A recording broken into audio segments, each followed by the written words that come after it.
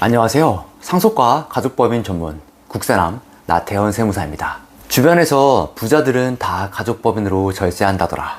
건물주들은 가족법인 하나씩 다 있다더라. 이런 말 듣고 나도 한번 해볼까 고민하셨죠? 하지만 누가 왜 해야 하는지, 그리고 누가 절대 하면 안 되는지 모르고 시작하면 아끼려던 세금보다 더 많은 세금을 내는 최악의 상황을 맞이하게 됩니다. 오늘 이 영상 하나로 부동산 가족법인 절세의 모든 것 저자인 저 국세남이 가족법인의 A부터 Z까지 여러분이 가장 궁금해하시는 질문들만 모아 Q&A 형식으로 명쾌하게 정리해 드리겠습니다. 오늘 영상 끝까지 보시면 최소 수천만 원에서 수억 원의 세금을 아끼시거나 반대로 뱉어내는 일을 확실하게 막으실 수 있습니다. 가족법인이 도대체 뭔가요? 왜 하는 거죠?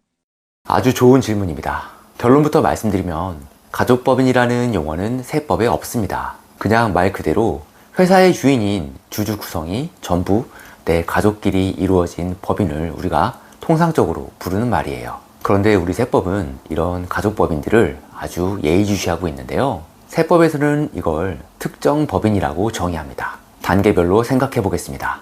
상증세법 제45조의 5에서는 지배주주와 그 친족이 주식의 30% 이상을 보유한 법인을 특정 법인이라고 딱 정의해 놨습니다. 왜 특정해서 정의를 하고 관리를 할까요? 간단합니다. 가족끼리만 주주로 있으니 부모님이 이 법인의 재산을 아주 저가에 넘기거나 이득을 주는 거래를 해서 주주인 자녀에게 편법으로 부를 물려줄 수 있기 때문이죠. 그래서 세법은 이걸 막기 위해 만약 부모님이 이 특정 법인에 어떤 이익을 주는 거래를 하면 법인은 당연히 법인세를 내고요. 그것과 별개로 그 이익 중에서 자녀의 지분율만큼을 자녀가 증여받은 것으로 봐서 주주인 자녀에게 증여세를 추가로 과세할 수 있습니다. 즉, 가족법인은 태생부터 국세청의 엄격한 감시 대상이 될 수 있다는 점, 이걸 기본 전제로 깔고 가셔야 합니다. 그렇게 위험한데 도대체 왜 만드는 건가요? 핵심 이유가 뭔가요? 바로 그 위험을 감수하고도 얻는 이익이 훨씬 크기 때문이겠죠. 이유는 딱 하나입니다. 바로 세금 때문이죠. 더 정확하게 말씀드리면 아주 높은 세율의 세금을 아주 낮은 세율의 세금으로 바꾸기 위해서입니다. 한번 비교해 볼까요? 여러분이 돈을 많이 버시면 내는 소득세는 과세표준 10억 초과시 최고 세율이 45%입니다. 지방소득세까지 더하면 49.5%죠. 자녀에게 재산을 물려줄 때 내는 상속증여세는 30억 초과시 최고세율 50%입니다. 거의 절반을 세금으로 내는 겁니다. 그런데 법인세는 어떨까요? 과세표준 200억 원 이하까지는 19%, 지방세 포함해도 20.9%입니다. 차이가 느껴지시나요? 50%를 낼 거냐, 20.9%를 낼 거냐, 이 싸움입니다. 물론 앞 질문에서 말한 주주 증여세 폭탄이 터지지 않도록 아주 정교하게 설계하는 것이 이 가족법인 전략의 핵심입니다. 알겠습니다. 그럼 영상 썸네일처럼 가족법인을 꼭 만들어야 하는 사람은 구체적으로 어떤 사람인가요? 네, 제가 상담해 보면 딱 두 부류는 아닙니다. 첫 번째는 고소득자이고 두 번째는 자산가입니다. 첫 번째, 고소득자는 왜 필요한가요? 한마디로 소득세와 건강보험료 폭탄을 피하기 위해서입니다.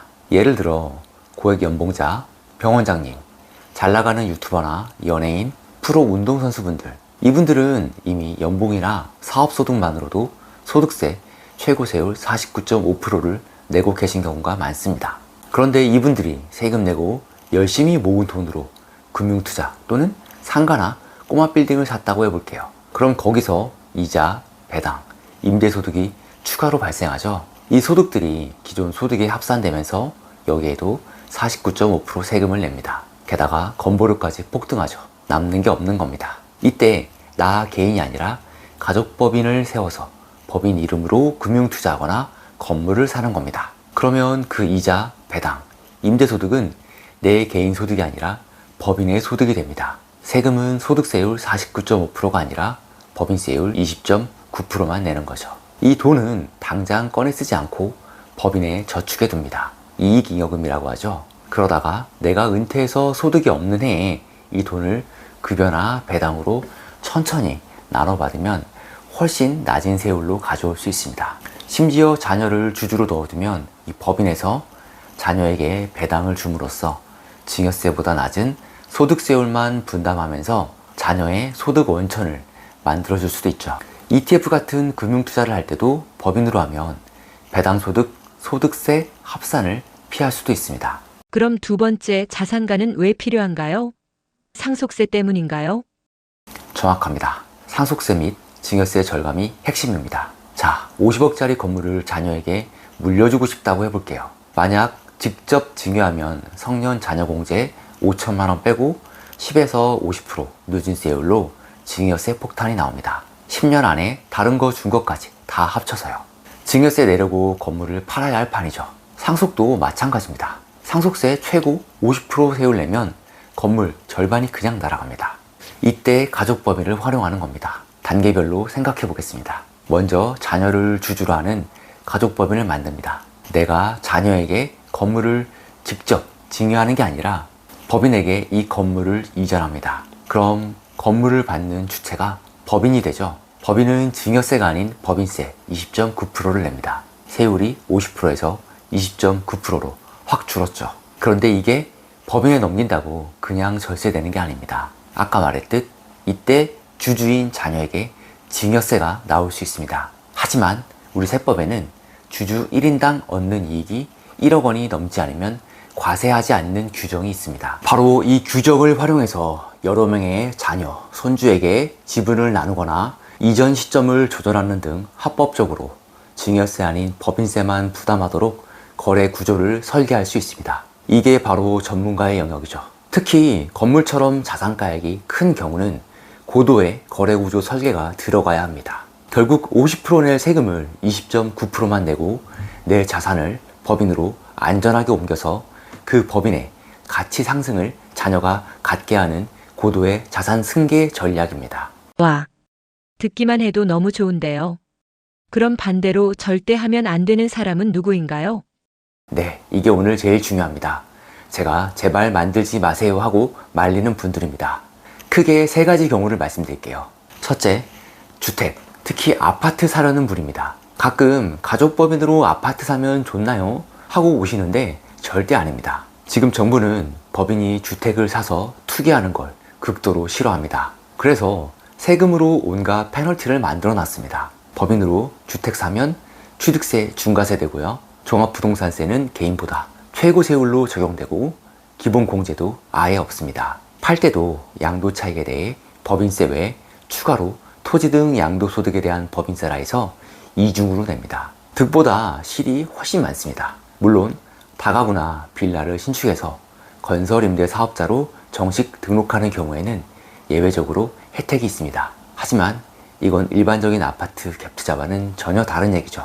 둘째, 단기간에 돈을 뺏어 쓰려는 분입니다. 가족법인은 돈을 넣어두고 불려가는 저장고 개념이지 돈을 바로 뺏쓰는 지갑이 아닙니다. 장기 운용이 생명이에요. 예를 들어 법인으로 건물을 팔아서 차익이 20억 났다고 해볼게요. 법인세 20.9% 냈죠. 약 4.2억 정도 됩니다. 그럼 법인에 15.8억이 남았습니다. 이때 오, 돈 벌었다. 이거 당장 배당해서 우리 아들 집 사줘야지 하고 25.8억을 자녀 주주에게 배당으로 인출하는 순간 개인소득세 최고세율 49.5%로 또 냅니다. 법인세 내고 소득세 최고세율로 또 내고 법인으로 절세했던 효율이 다 사라져버리죠. 법인에 돈을 묶어두고 장기적으로 재투자하거나 내가 은퇴해서 소득이 없을 때 천천히 나눠 쓸 목적이 아니라면 말립니다. 셋째, 소득이 높지 않거나 자산이 많지 않은 분입니다. 너무 당연한 얘기죠. 아까 고소득자가 유리하다고 했잖아요. 내 개인 소득세율이 15%나 24% 정도인데 굳이 19% 하는 법인세에다가 나중에 인출할 때 소득세 부담까지 하는데 굳이 이렇게 할 이유가 없죠. 게다가 법인을 만들면 매달 내는 세무기장료, 본점 임차료 등 유지비가 계속 듭니다. 상속세 걱정할 자산 규모도 아니고 소득세율 35% 구간도 안 되는데 막연히 좋다더라 해서 만들려는 분들 저는 절대 말립니다. 국세남님, 아까부터 궁금했는데요. 법인에 건물 넘기면 법인세 내고 나중에 급여나 배당으로 받을 때 소득세 또 내면 그거 세금 더 많이 내는 거 아닌가요? 결국 손해 같아요. 네, 정말 날카로운 질문이고 제가 상담할 때 가장 많이 받는 질문입니다. 이건 목적에 따라 다릅니다. 만약 내 목적이 상속을 대비한 자산 승계라면 지금 당장 내는 소득세와 비교하면 안 됩니다. 비교 대상은 법인세 20.9%와 50%의 상속세 폭탄입니다. 당연히 전자가 압도적으로 유리하죠. 만약 내 목적이 소득세 절세라면 아까 말했듯 내 개인 소득세율이 최소 35% 이상인 분들만 유리한 게 맞습니다. 그리고 당장의 임대소득 절세 효과보다 나중에 이 건물을 법인으로 팔 때 내는 양도세 절감 효과가 훨씬 크다는 것도 절대 잊으면 안 되는 장점입니다. 자, 오늘 가족법인에 대한 핵심 Q&A 좀 풀리셨나요? 시청자분들이 꼭 알아야 할 내용만 담았습니다. 오늘 배운 내용 3가지 핵심 요점으로 요약해 드릴게요. 1. 가족법인의 핵심은 50%짜리 소득세 상증세를 20.9%짜리 법인세로 바꾸는 세율 치환이다. 2. 가족법인 해야 하는 사람은 명확하다. 소득세 최소 35% 이상 내는 고소득자 또는 상속세 걱정하는 고액 자산가이다. 3. 절대 안 되는 사람은 가족법인으로 주택 사려는 분, 단기에 돈을 뺄 분, 그리고 소득 자산이 많지 않은 분이다. 오늘 영상을 보시고 내가 가족법인이 필요하겠네 하고 느끼신 분들이 있을 겁니다.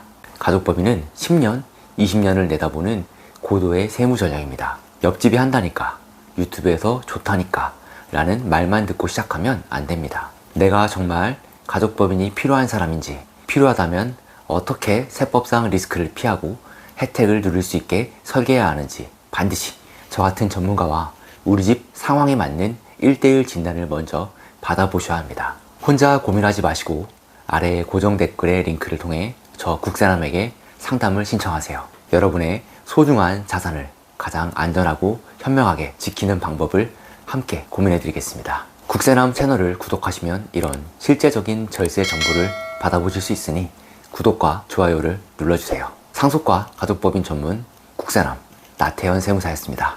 감사합니다.